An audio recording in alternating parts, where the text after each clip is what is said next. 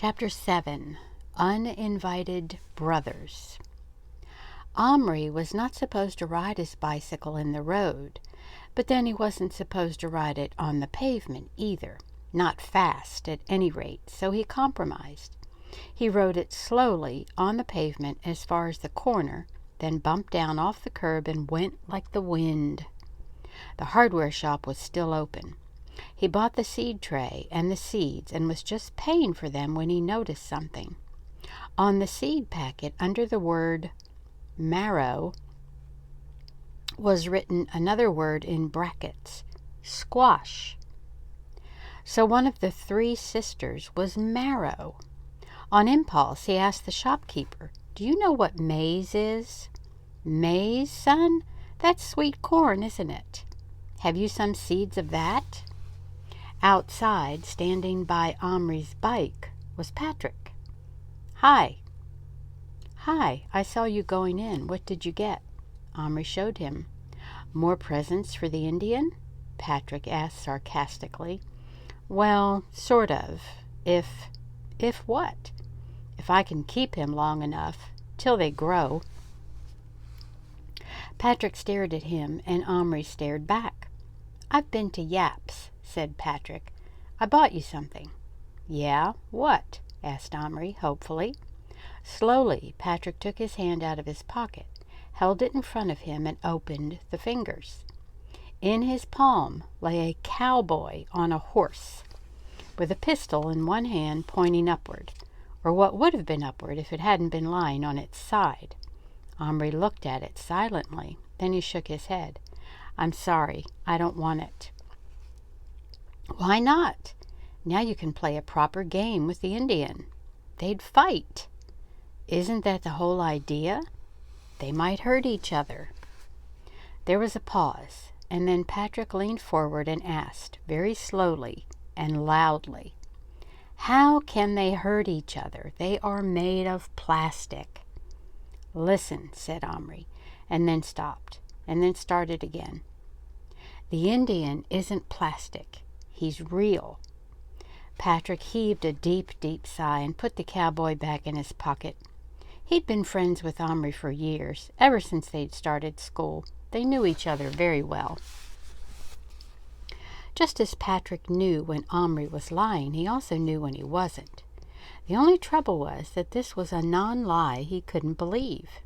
"I want to see him," he said. Omri debated with himself. He somehow felt that if he didn't share his secret with Patrick, their friendship would be over. He didn't want that. And besides, the thrill of showing his Indian to someone else was something he could not do without for much longer. "Okay, come on." Going home, they broke the law even more, riding on the road and with Patrick on the crossbar. They went around the back way by the alley in case anyone happened to be looking out of a window. Omri said, "He wants a fire. I suppose we can't make one indoors." "You could, on a tin plate, like for indoor fireworks," said Patrick. Omri looked at him. "Let's collect some twigs." Patrick picked up a twig about a foot long. Omri laughed. "That's no good. They've got to be tiny twigs like this," and he picked some slivers off the privet hedge. "Does he want the fire to cook on?" asked Patrick slowly. "Yes." "Then that's no use. A fire made of those would burn out in a couple of seconds." Omri hadn't thought of that. "What you need," said Patrick, "is a little ball of tar. That burns for ages, and you could put the twigs on top to look like a real campfire." "That's a brilliant idea." "I know where they've been tarring a road, too," said Patrick. "Come on, let's go." "No." "Why not?" "I don't believe in him yet. I want to see." "All right, but first I have to give this stuff to my dad." There was a further delay when his father at first insisted on Omri filling the seed tray with compost and planting the seeds in it then and there. But when Omri gave him the corn seed as a present, he said, "Well, thanks." "Oh, all right. I can see you're bursting to get away. You can do the planting tomorrow before school." Omri and Patrick rushed upstairs. At the top, Omri stopped cold. His bedroom door, which he always shut automatically, was wide open. And just inside, crouching side by side with their backs to him, were his brothers. They were so absolutely still that Omri knew they were watching something. He couldn't bear it. They had come into his room without his permission, and they had seen his Indian. Now they would tell everybody. His secret, his precious secret, his alone to keep or share, was a secret no more. Something broke inside him, and he heard himself scream, "Get out of my room! Get out of my room!" Both boys spun around. Excuse me. "Shut up, you'll frighten him," said Adile at once. "Gillen came in to look for his rat, and he found it. And then he saw this absolutely fabulous little house you've made, and he called me in to look at it." Omri looked at the floor. The seed tray with the longhouse, now nearly finished, had been moved into the center of the room. It was that they had been looking at. A quick glance all around showed no sign of Indian or horse, but Gillen's tame white rat was on his shoulder. "I can't get over it," Adile went on. "How on earth did you do it without using any glue or anything?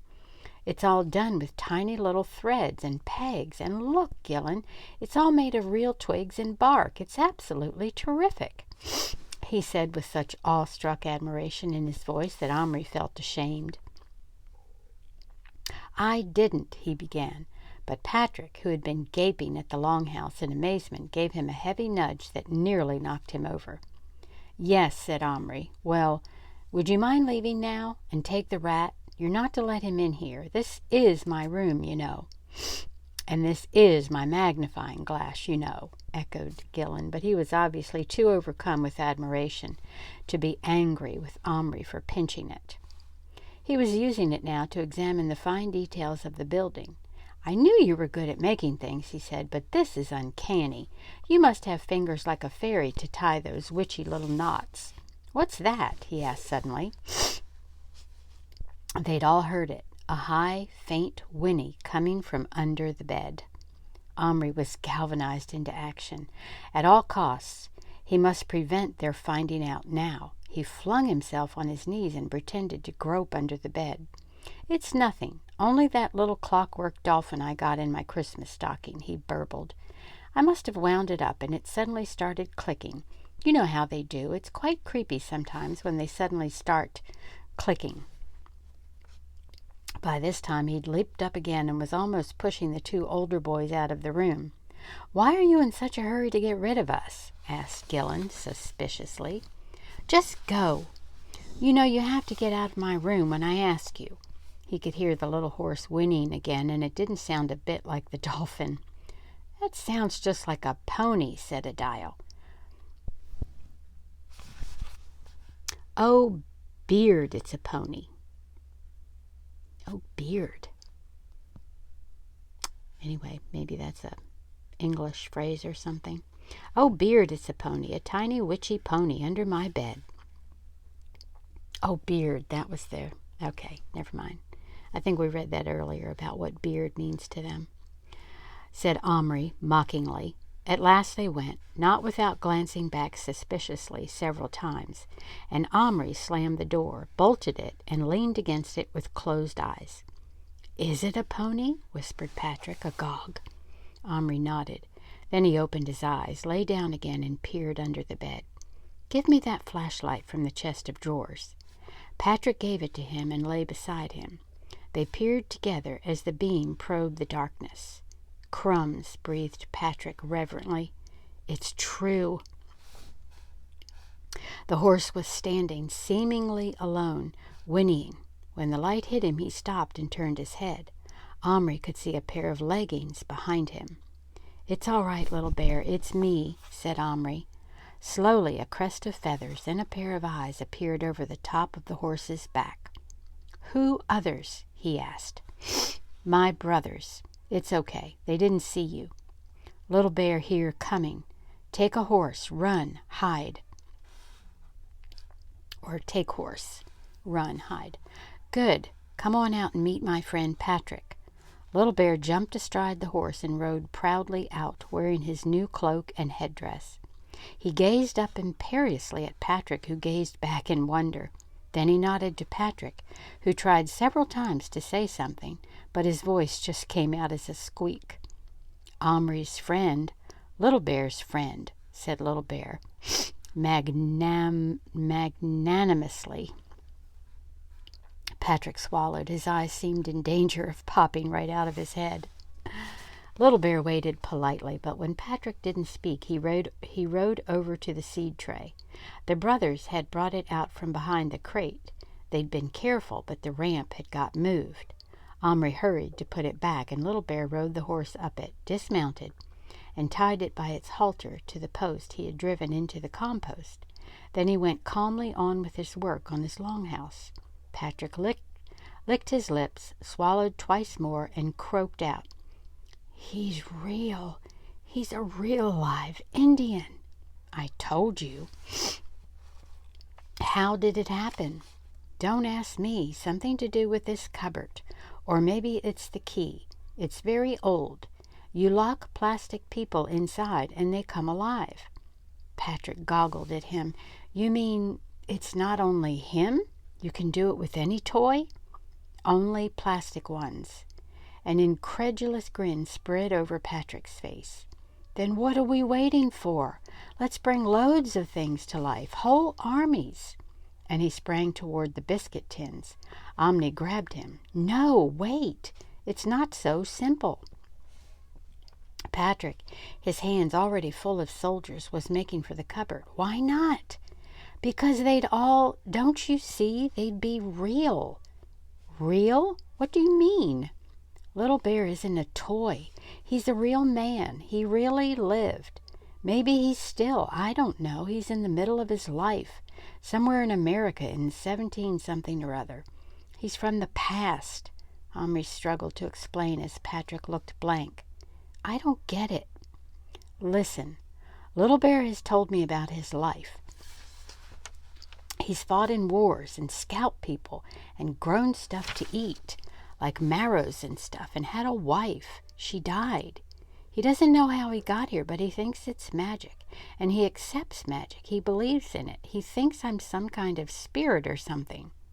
"What I mean," Omri persisted as Patrick's eyes strayed longingly to the cupboard, "is that if you put all those men in there, when they came to life, they'd be real men with real lives of their own, from their own times and countries, talking their own languages. You couldn't just set them up and make them do what you wanted them to. They'd do what they wanted to, or they might get terrified and run away, or, well, one I tried it with, an old Indian, actually died of fright when he saw me. Look, if you don't believe me," and Omri opened the cupboard. There lay the body of the old chief, now made of plastic, but still unmistakably dead. And not dead the way some plastic soldiers are made to look dead, but the way real people look, crumpled up, empty. Patrick picked it up, turning it in his hand. He'd put the soldiers down by now. "This isn't the one you bought at lunchtime?" "Yes." "Crumbs. You see? Where's his headdress?" Little Bear took it. "He says he's a chief now. It's made him even more bossy and difficult than before," said Omri, using a word his mother often used when he was insisting on having his own way. Patrick put the dead Indian down hurriedly and wiped his hand on the seat of his jeans. "Maybe this isn't such fun as I thought." Omri considered for a moment. "No," he agreed soberly, "it's not fun." They stared at Little Bear. He had finished the shell of the longhouse now. Taking off his headdress, he tucked it under his arm, stooped, and entered through the low doorway at one end. After a moment he came out and looked up at Omri. "Little Bear hungry," he said. "You got deer? Bear? Moose?" "No." He scowled. "I say get. Why you not get?" "The shops are shut. Besides," added Omri, thinking he sounded rather feeble, especially in front of Patrick, "I'm not sure I like the idea of having bears shambling about my room, or of having them killed. I'll give you meat and a fire, and you can cook it, and that'll have to do." Little Bear looked baffled for a moment. Then he swiftly put on the headdress and drew himself to his full height of almost 3 inches, 3 1/4 with the feathers. He folded his arms and glared at Omri. Little Bear chief now. Chief hunts, kills own meat, not take meat others kill. If not hunt, lose skill with bow. For today you give meat.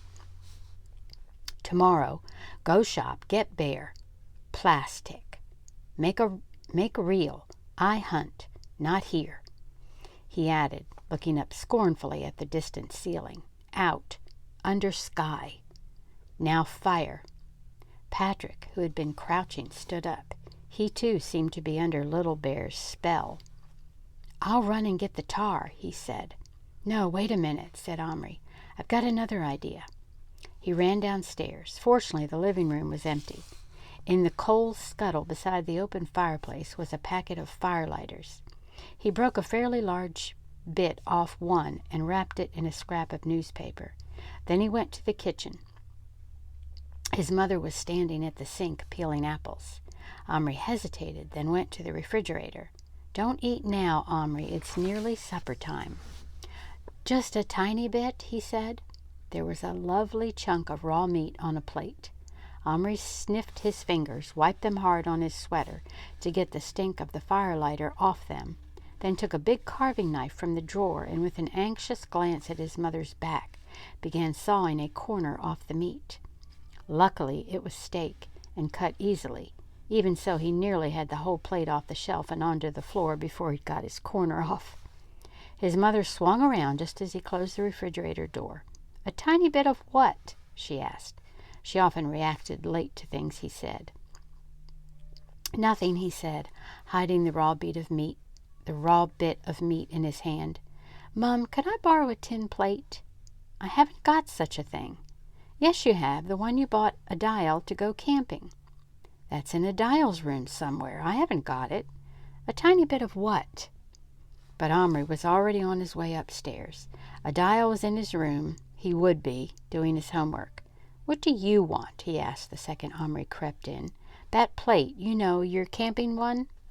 Oh, that, said Adile, going back to his French. Well, can I have it? Yeah, I suppose so. It's over there somewhere. Omri found it eventually in an old knapsack covered with disgusting bits of baked beans, dry and hard as cement. He hurried across to his own room. Whenever he'd been away from it for even a few minutes, he felt his heart beating in panic as he opened the door for fear of what he might find or not find. The burden of constant worry was beginning to wear him out.